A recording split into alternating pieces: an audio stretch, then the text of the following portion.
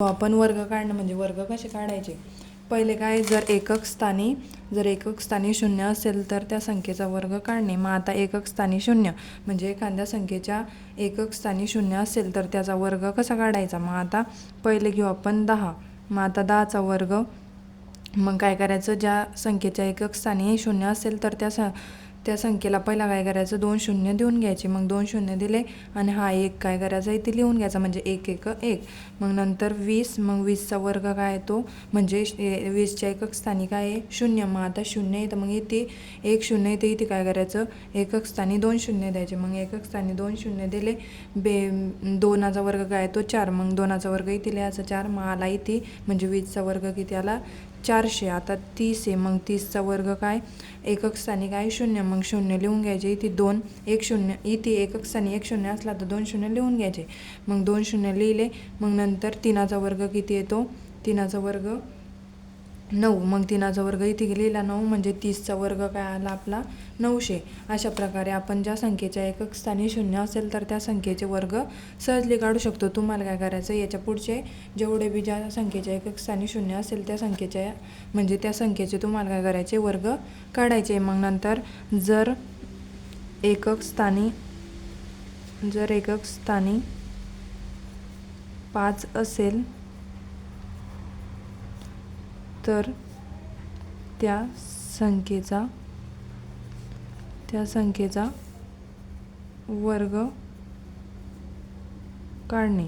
जर एकक स्थानी 5 असेल तर त्या संख्येचा वर्ग कसा काढायचा, म्हणजे एकक स्थानी 5 म्हणजे ज्या संख्येच्या एकक स्थानी असेल 5 त्या संख्येचा वर्ग कसा. मग आता पहिली 5 संख्या घेऊ. मग 5चा वर्ग काय येतो आपला 25. मग इथे लिहिले 25. मग नंतर 15. मग 15 म्हणजे 15, आता ही संख्या आहे त्याच्या एकक स्थानी काय आहे 5. मग पहिले 5चा वर्ग लिहून घ्यायचा जसं तसा 25. नंतर इथे काय करायचं, 5चा वर्ग लिहिल्यावर म्हणजे 5चा वर्ग लिहिला. मग आता एकाच्या पुढची संख्या काय आहे 2. मग एकाच्या पुढची संख्या 2 येतं. मग त्याला काय करायचं, गुणायचं. म्हणजे असं करायचं 1 गुणेला 2. मग किती उत्तर येतं त्याचं 2. म्हणजे याचा गुणाकार म्हणजे याचा वर्ग काय आला 225. म्हणजे 15चा वर्ग किती आला 225. मग इथे 225 लिहिला. आता लिहू 25चा. मग 25 लिहिला. मग 25च्या एकक स्थानी काय आहे 5. मग पहिले 5चा वर्ग लिहिला 25. नंतर इथे 2च्या पुढची संख्या काय 3. मग 2 काय करायचं, 3 गुणायचं. म्हणजे 2 गुणेला 3. मग काय उत्तर येतं 2 बेत्रिक 6. म्हणजे 25चा वर्ग काय येतो 625 लिहिलं. मग नंतर 35चं बी तसंच करायचं. मग नंतर 5चा वर्ग एकच स्थानी 5 येतं. मग 5चा वर्ग पहिले लिहून घ्यायचा 25. मग 3च्या पुढचा अंक 4. मग 3 चौक 12. म्हणजे 35चा वर्ग काय येतो 1225. अशा प्रकारे तुम्ही ज्या संख्येच्या एकक स्थानी 5 असेल तर त्या संख्येचा वर्ग तुम्ही सहजली काढू शकता. याच्या पुढचे जेवढे बी ज्या संख्येच्या एकक स्थानी 5 असेल तर त्या संख्येचं तुम्हाला काय करायचं आहे, आता वर्ग काढायचा आहे. मग नंतर जर एकक स्थानी भिन्न संख्या असेल तर त्या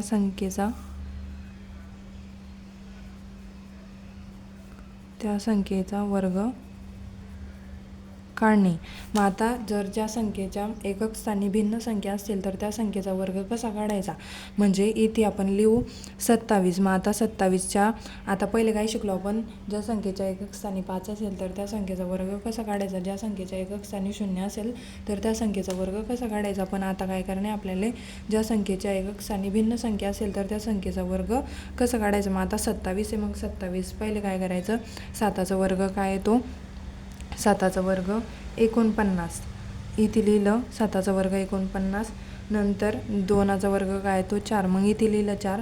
आता येणं झालं नाही, म्हणजे याच्या 9च्या एकक स्थानी काय करायचं 0 घ्यायचा. म्हणजे तिथे 0 घ्यायचा. मग खाली काय येतं 449. नंतर काय करायचं, या तिघी संख्यांचा गुणाकार करायचा. म्हणजे 2 गुणेला 7 गुणेला 2 लिहिलं. मग आता यांचा गुणाकार कसा येतो, 2 7 14, 14 दुनी 28. मग इथे काय येईन आपलं म्हणजे इथे काय येईन आपलं 28. आणि आपण एकक स्थानी म्हणजे 9च्या खालती काय घेतला होता 0, मग इथे 0 लिहिला.